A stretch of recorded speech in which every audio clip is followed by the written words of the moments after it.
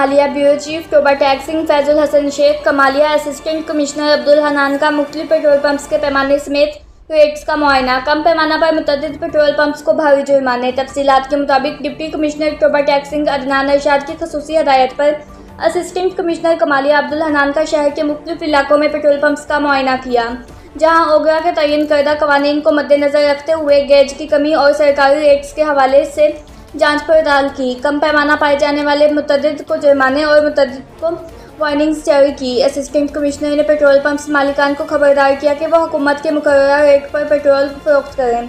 बसूरत दीगर खिलाफ वर्जी करने वालों के खिलाफ FIR का अंदराज होगा।